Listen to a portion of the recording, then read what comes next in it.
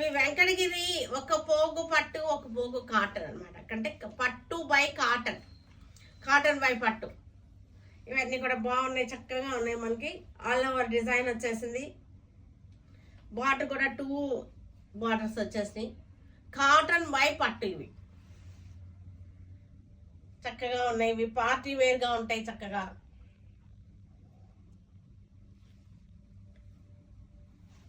పళ్ళు వచ్చేసరికి రిచ్ పళ్ళు వచ్చింది.